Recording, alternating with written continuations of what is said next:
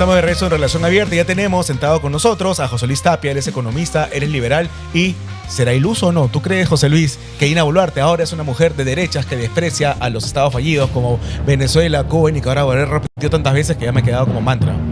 Me ha gustado la introducción, las primeras seis o siete páginas. Tú lo hubieras escrito. Parece como si yo lo hubiera escrito, ¿no? Porque es distinto, ¿no? Cuando dice ella entra con, ahora a continuación voy a realizar el inventario de las obras. Es otro discurso, o sea, la primera parte, las 6 primeras páginas parece fuera escrito por otra persona y la otra es la relación de obras, ¿no? Es verdad. Pero, Ahora, sí. Bueno, ¿no te llamó la atención que Dina Boluarte, como personaje, haya postulado en el 2020 por Perú Libre en las extraordinarias congresales, en el 2021 o incluso en el 2018 para las municipales?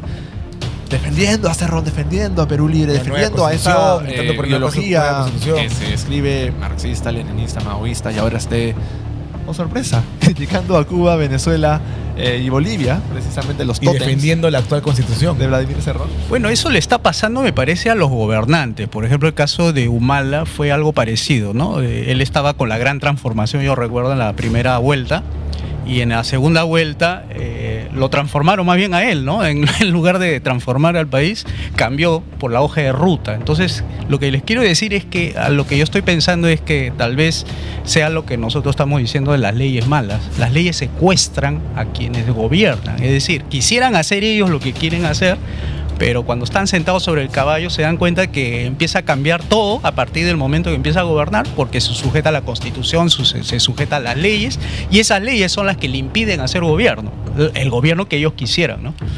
Bueno, nuevamente, bienvenido economista a la mesa. Vamos a hablar largo y tendido justamente de esos temas, ¿no? Ahora, el Perú está en una situación donde vemos inestabilidad, ¿no? Nosotros tenemos incertidumbre justamente que afecta a muchísimos sectores y afecta muchísimo a la parte económica del país, ¿no? Por el lado de la inversión y otros puntos más. Y he escuchado muchísimo que usted habla de una serie de reformas fundamentales para transformar justamente la salud económica de nuestro país. ¿Nos podría explicar un poquito, por favor? Ok, muchas gracias. Son 5. Reforma política, reforma económica, reforma educativa, reforma de la salud y reforma de las pensiones. Estas 3 son transicionales, o sea, esto no es para siempre. Las 2 primeras son las más fuertes. Lo que requiere aquí en la reforma política es reducir el tamaño del Estado, de los actuales 18 ministerios, reducirlo a 7. En cuanto a lo que es impuestos, estamos proponiendo un solo impuesto, el IGB. En cuanto a la reforma económica, estamos hablando de privatizar, desregular y abrir todos los mercados.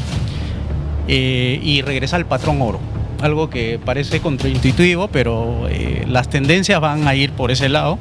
En la reforma de la educación, salud y pensiones, que son transitorias, lo que se hace es lo mismo: privatizar, desregular y abrir todos los mercados, pero con voucher a las personas, a los estudiantes más pobres del país. Y ese es un mecanismo, digamos, de redistribución de la riqueza de manera momentánea.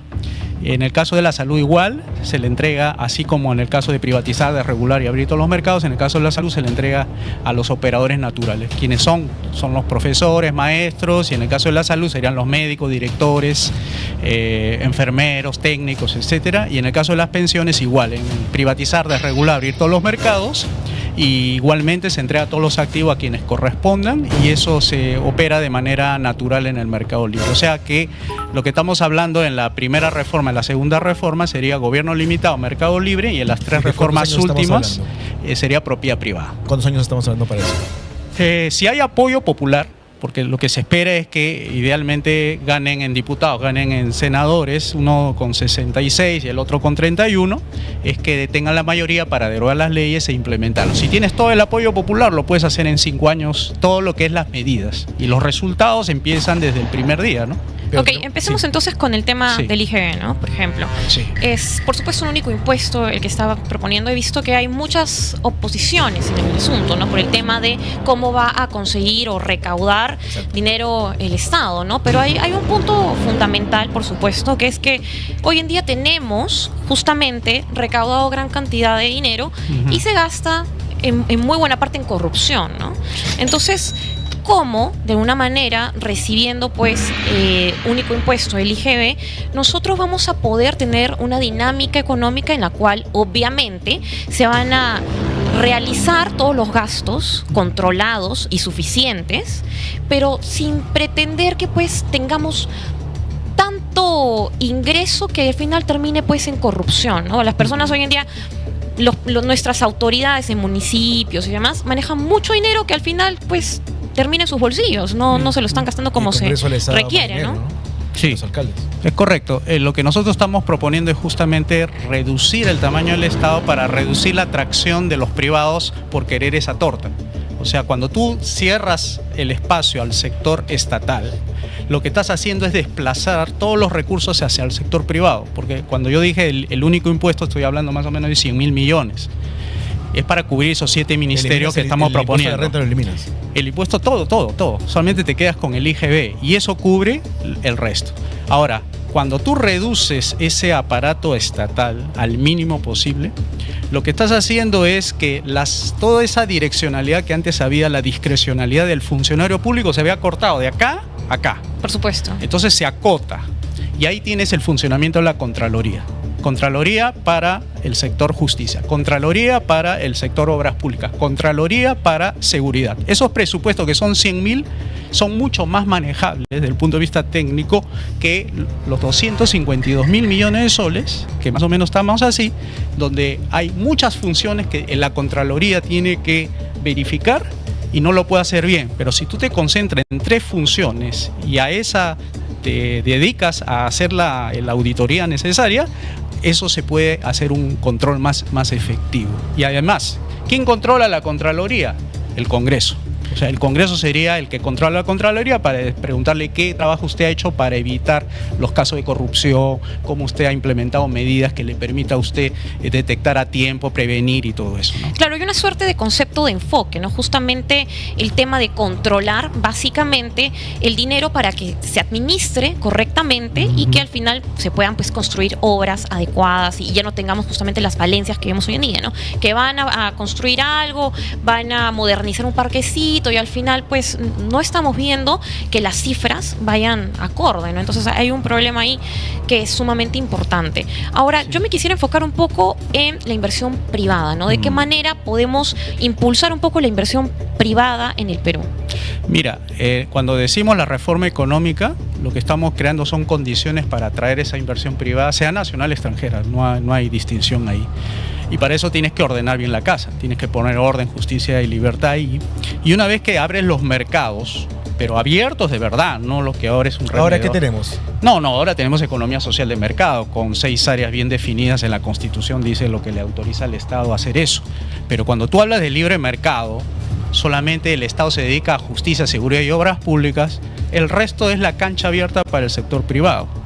Ahora, la pregunta que se hacen muchas personas cuando proponemos eso es ¿qué va a pasar con los pobres? ¿No? Porque normalmente esa es la pregunta que hacen, ¿no? ¿Y cómo se va a pagar su salud? ¿Cómo se va a pagar su educación? ¿Cómo se va a pagar su...? Entonces, la reforma de libre mercado, esto lo que permite es atraer la inversión privada, generar los empleos y los que ya existen se refuerza por la tecnología, por la modernización y empuja todo hacia arriba los ingresos. O sea, tenemos un grupo que van a salir ganando con esta reforma, que van a incrementar sus ingresos y por el otro lado, esos 10 millones de pobres van a ir encontrando trabajo que ahora no lo tienen. Porque justamente el Estado, como es más trabante, o sea, le pone mucho trabas para abrir negocios, etcétera. Tú al decir mercado libre estás diciendo, usted ponga un negocio y a mí no me rinda cuenta de lo que usted está haciendo. Usted cumpla nomás con pagar sus impuestos. Además, la reforma política es reforma del sistema judicial. Así que usted pórtese bien nomás. Nosotros le estamos garantizando que usted se porte bien. Aquí tiene a la policía, tenemos un poder judicial, tenemos el Ministerio Público ya reformado, o sea, quitado todas las cabezas corruptas. Y a partir de eso empiezas a atraer la inversión. Porque la inversión viene cuando las reglas son claras y justas. y lo que se hace con una reforma del sistema judicial es garantizarle de que su propiedad, su libertad y su vida va a estar garantizada. Así es como se atrae inversión privada en las cantidades que ni te imaginas, pero esa es más o menos la idea. La inversión privada es lo que empuja los ingresos, genera los empleos y atrae mucha gente a que se salga esa idea de que solamente se puede hacer negocio con el Estado. No, te diriges al privado y ahí encuentras tú la oportunidad de negocio que ahorita no hay, ¿no? Estimado José Luis, ¿no cree que esta idea es un poco utópica? La menciono porque, vamos, Lima Metropolitana se verá bien favorecida porque tiene 9 millones de habitantes, Piura tiene 2 millones de habitantes casi, entonces las grandes metrópolis van a salir beneficiadas, pero si nos vamos a Madre de Dios con apenas 120,000, a Tumbes con casi el doble de población, no tendrá esta misma bonanza que las grandes ciudades. Además, un Nobel de Economía llamado Paul Krugman decía que cuando no entra el privado, es ahí donde mediante la obra pública tiene que entrar el Estado. No, a ver, el proceso que he hablado, que implica primero abrir todos los mercados, desregular, quitar todos los impuestos, tú le estás quitando a las personas un 50% aproximadamente de costos y precios a la economía, porque son 36 impuestos. Claro, sí. Tú quitas 35 y te quedas con uno. Nosotros hemos calculado, hemos estimado que más o menos cae en los costos y precios en un 50%. Entonces estás enriqueciendo en un 50% más a la gente que ahorita no puede comprar un tarro de leche. Claro, por ejemplo, está 4 soles. Eso apoya también 2 soles. El acceso a la canasta básica de consumo, ¿no? Claro, o sea, la persona que ahorita puede comprar un tarro de leche, con nuestra propuesta compraría 2. Igual, el paquete de arroz que ahorita está a 4 soles, compraría 2 por 4 soles. Igualmente las pensiones de la educación, que ahorita están 1.000 soles, bajaría 500. El transporte público, que está a 2 soles 50, bajaría 1 sol 25. ¿Puede fomentar entonces la medida de un solo impuesto a impulsar el ahorro y la inversión también? Claro, porque lo que estás haciendo es justamente darle más capacidad adquisitiva, lo cual tiene más posibilidad de tener ahorros, y esos ahorros los puede destinar a otras cosas que ahorita no lo está comprando por ese 50% David se refería a precisamente a la extrema pobreza. Sí, el Estado tiene que intervenir en la extrema pobreza para acabar con la extrema pobreza. Como es una transición, ahí es el tema de los vouchers, ¿no? O sea, cuando nos referíamos a educación, salud, claro, no es que y pensión. No quieres eliminar el Estado.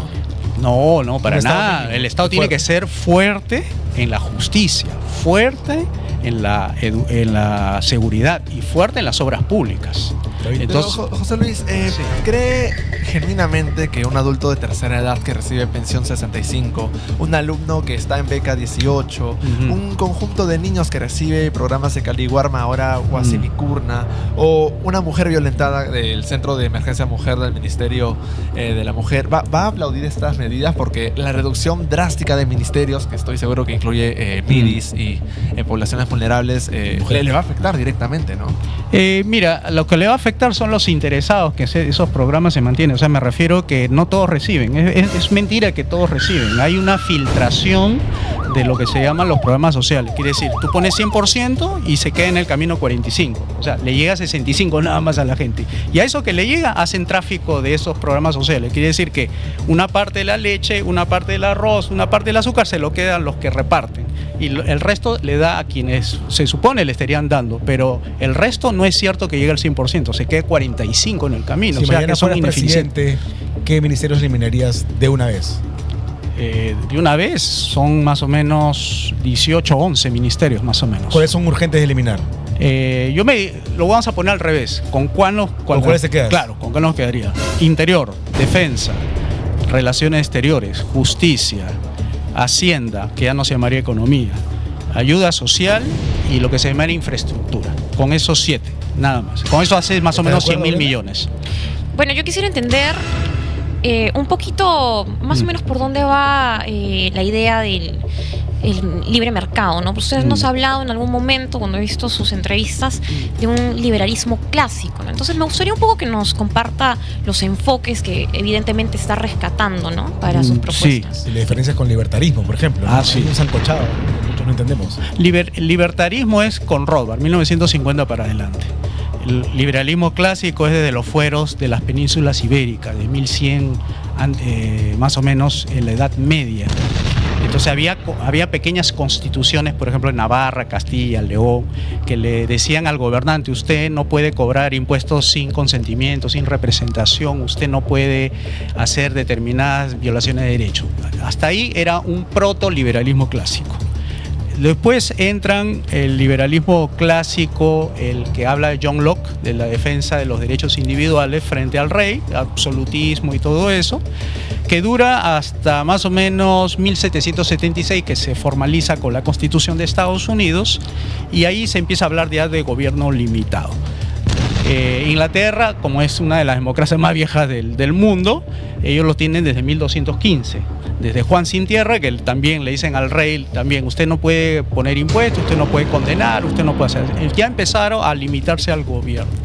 Entonces estamos hablando de una tradición, pues, más de ¿cuánto? 800 años. O sea, el liberalismo es clásico desde Adam Smith, de John Locke, de 1215. Entonces, cuando hablamos de ese liberalismo, estoy rescatando todos los valores del gobierno limitado, mercado libre y propiedad, más los valores conservadores que existen: defensa de la familia, los valores tradicionales, defensa de las costumbres de la gente. ¿Cuál es su opinión, por ejemplo, con la Escuela Austríaca de Economía? Es un elemento más dentro del liberalismo clásico. También hay la escuela de la public choice, hay también la escuela de los derechos de propiedad. Es decir, hay muchas escuelas en el institucionalismo que refuerzan la idea del liberalismo clásico, ¿no? Lo que propone es básicamente una nueva derecha. ¿La derecha es mercantilista?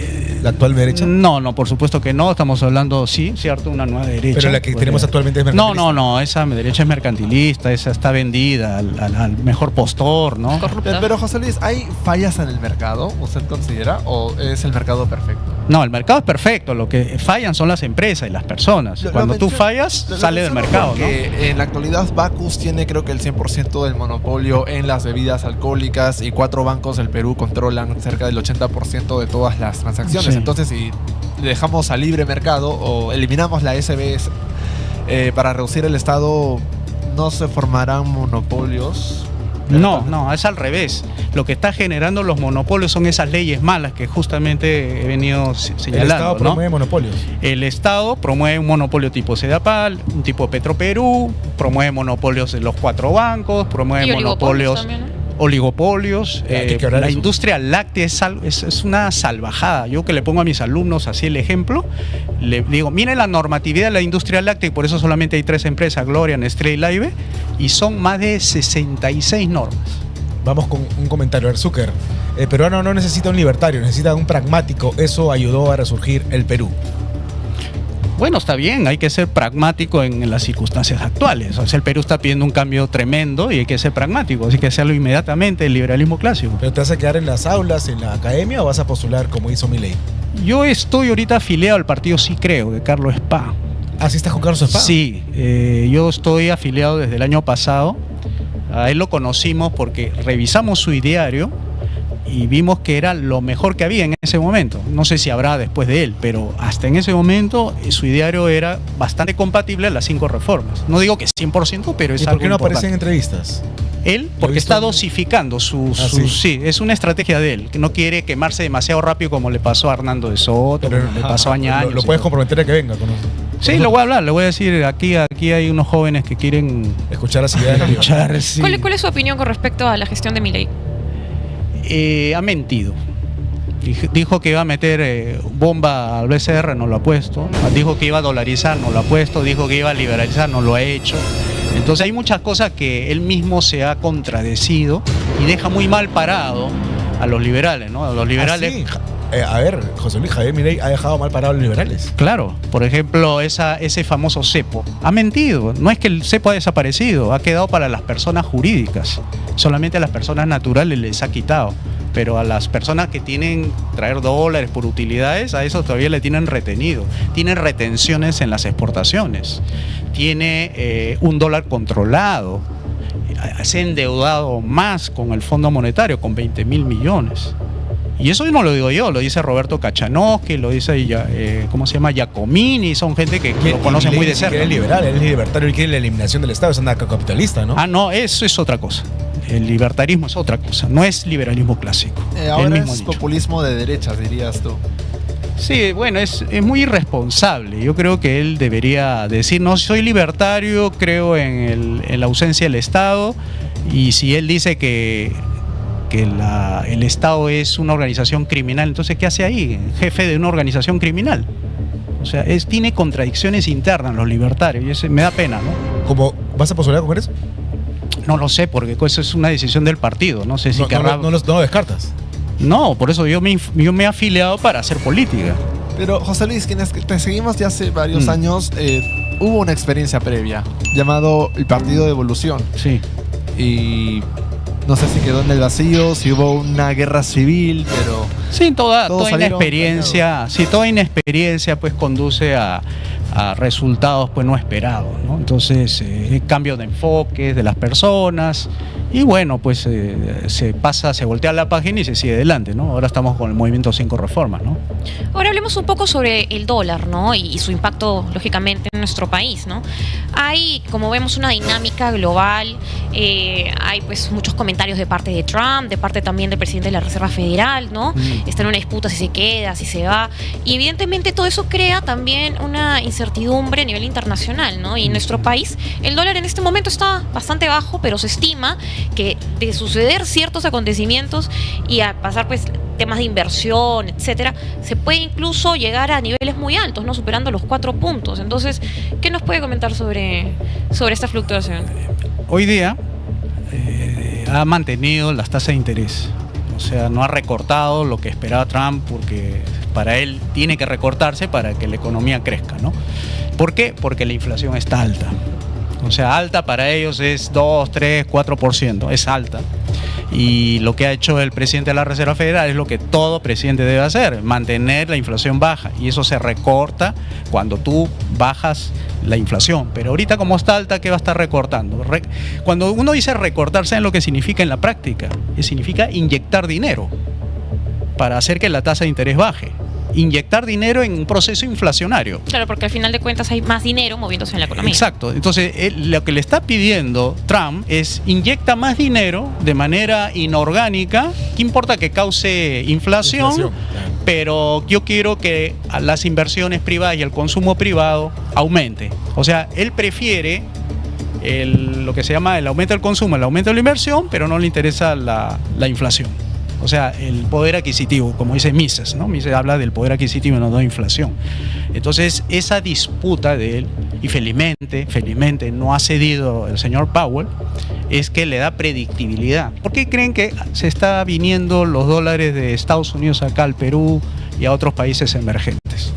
Porque es tanta la impredictibilidad de lo que hace Trump, eso de los aranceles, subirle los impuestos a la gente para que compre productos importados más caros, es que eso no tiene una consistencia, y entonces sacan sus posiciones, es decir, todas sus inversiones en Estados Unidos, y empieza a ver que otros mercados podría ganar más dinero frente a una incertidumbre.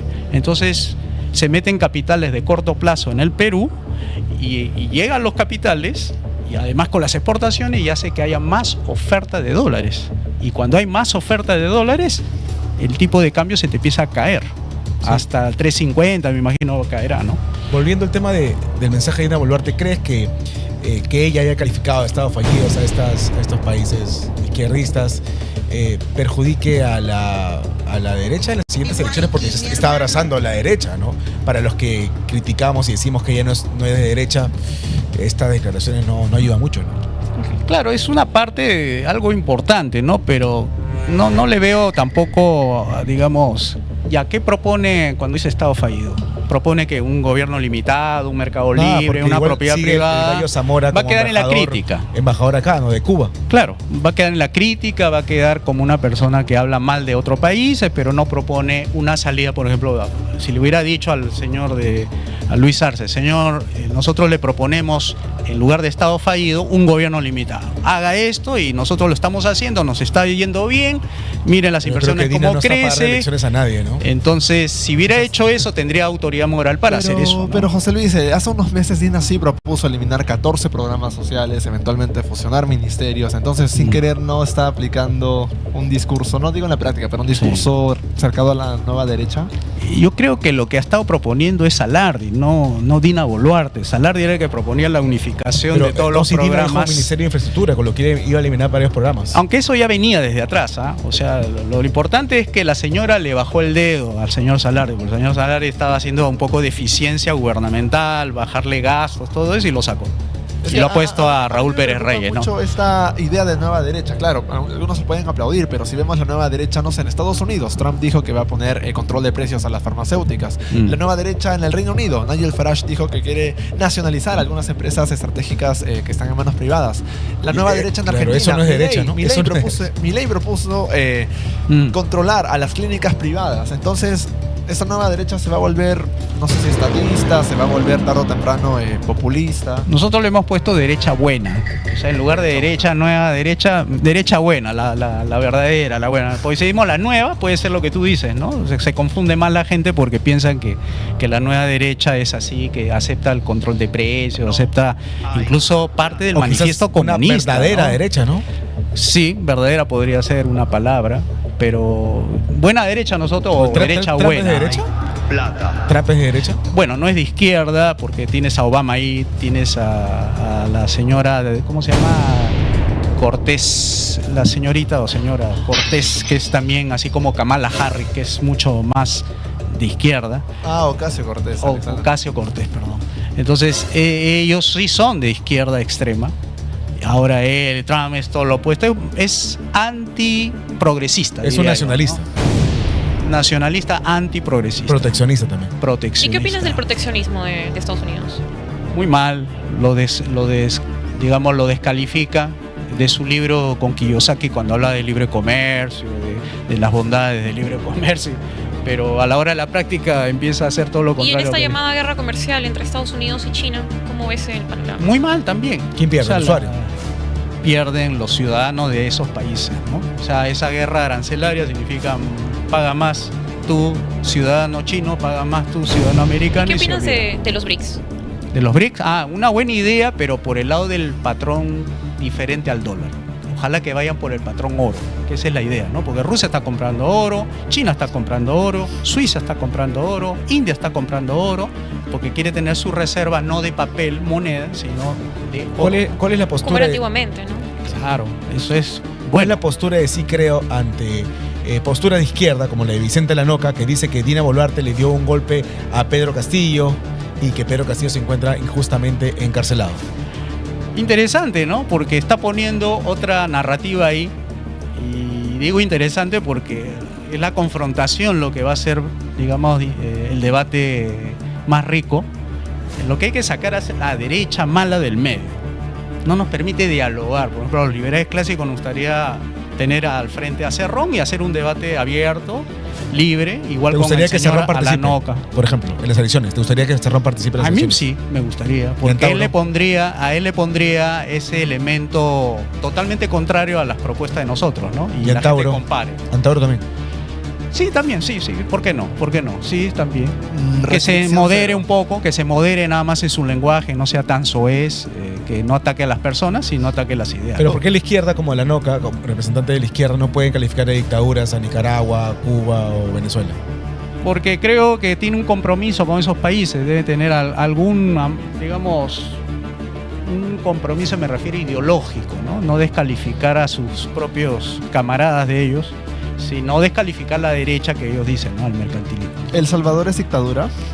El Salvador es un populista de izquierda, ¿no? El señor Bukele. Sí, Bukele dio miedo a esa entrada al Congreso de Bukele con las Fuerzas Armadas, con los sí, o sea, ha perdido muchas de las, lo que se llama separación de poderes, ahí ha perdido mucho, tiene prácticamente al Congreso, tiene al Tribunal de Justicia, prácticamente él es el hombre ahí, el que dirige todo. ¿Pero no sería un autoritarismo por concentrar tanto poder y haber eliminado a la oposición? Entonces, ese es el problema de cuando se vuelve muy populista, quieren el poder para sí mismo y no quiere que lo fiscalicen, no quieren que le hagan seguimiento a sus políticas. Ahí interpretan la Constitución hacen intervenciones auténticas y postulen. Sí, hay muchos periodistas que han salido de El Salvador perseguidos justamente por Bukele. Entonces sí es dictadura. Formalmente no lo es, ¿no? O sea, hasta que no... Lo digo porque, claro, sí. nosotros estamos de acuerdo, ¿no? Que Venezuela y Cuba son dictaduras. Pero a veces cuando se le pregunta, ¿es El Salvador dictadura? También hay un sector de la derecha que lo duda. Dice, no sé, 50-50, más o menos. Es decir, ambos tenemos flagelos. Sí, hasta que quiebre su orden constitucional. Cuando lo quiebre, formalmente podrías tú calificarlo así. Si participa en las próximas elecciones, no pudiéndolo hacer. Bueno, ahí sí, pues ya sería un dictador, ¿no? Te invitamos para que debates entonces con uno de estos izquierdistas, a ver, ¿qué tal? Sería bueno, ¿no? Aquí. Lo digo porque se cree que debatir es agredirse, No. pegarse, meterse puñetes, insultarse, y hay que dar la clase. Hay que hacer clase, docencia, pedagogía, que en el Perú sí podemos conversar, ¿no? Podemos debatir y eso hace bien, porque no puede haber un pensamiento único, ¿no? Eso es importante. Muchas gracias, José Luis, por la entrevista. Ahora va a entrar el vicealmirante de retiro, Pancho Calisto. Un abrazo. Ingresa. Muchas gracias. Muchas gracias a ustedes. Gracias.